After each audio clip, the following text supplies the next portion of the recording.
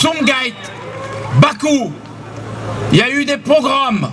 Et j'ai rencontré, quand j'étais en Arménie et dans le Haut-Karabakh, j'ai rencontré des familles qui avaient fui Sumgait et Bakou.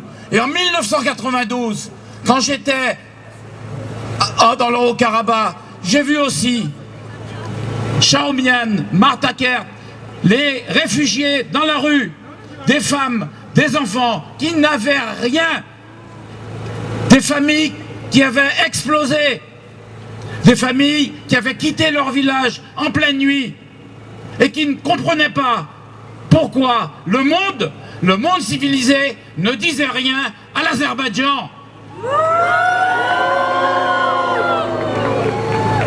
J'ai vu aussi des Arméniens du monde entier, des Arméniens libanais,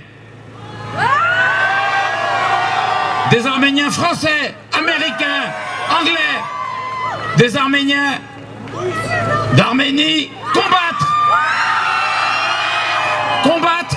contre des chars, combattre contre l'aviation azérie. J'ai vu le courage et je peux vous dire qu'à l'époque, le Haut-Karabakh n'avait pas les moyens que le Haut-Karabakh a aujourd'hui. À l'époque, il fallait le courage de ces hommes et aussi de ces femmes pour résister et pour repousser les Azéris. L'Azerbaïdjan a commis une faute contre l'humanité. Nous sommes au XXIe siècle et cette agression inqualifiable contre des femmes, contre des enfants, contre des vieillards, contre des civils, ils veulent qu'une chose, vivre sur la terre de leurs ancêtres. Cette agression est inqualifiable. Il y a une deuxième faute commise par l'Azerbaïdjan. Au moment où le monde civilisé doit affronter la tyrannie de mouvements islamistes, barbares et sanguinaires, Aliyev a montré de quel côté il se trouvait. Aujourd'hui, nous devons combattre Daesh, Al-Nosra, Al-Qaïda, nous devons combattre tous les mouvements islamistes. Et que fait Aliyev?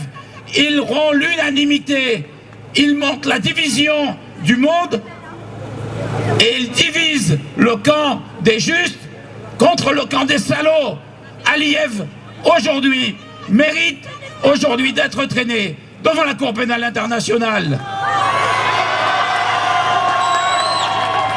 Mais nous partons et la coordination des chrétiens d'Orient en danger part la semaine prochaine en Irak, en Syrie, au Liban. Nous irons à la rencontre des chrétiens, notamment des Arméniens qui là-bas vivent le deuxième génocide. Nous irons à la rencontre de leurs leaders. Nous irons faire le constat de ce qu'ils subissent là-bas, dans le silence, dans la lâcheté et dans l'indifférence du monde. Mais nous irons aussi dénoncer la Turquie, parce que ce qui se passe en Azerbaïdjan, ce qui se passe en Orient, il y a un trait commun. Il y a la Turquie. La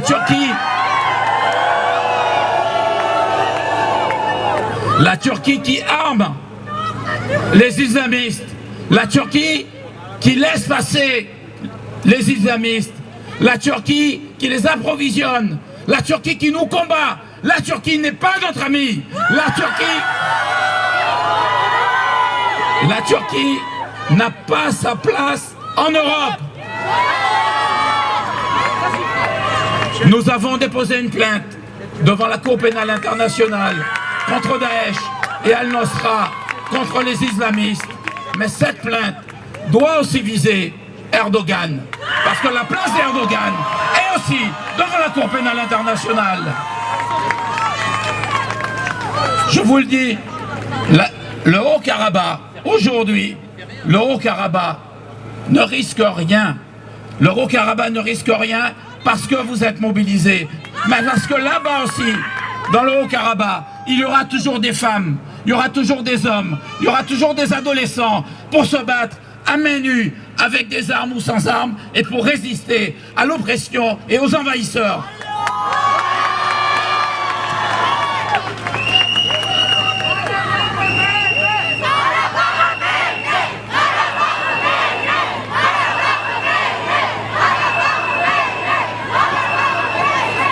Le seul combat, le seul qui doit être mené aujourd'hui, c'est le combat pour l'indépendance du Haut-Karabakh. Merci.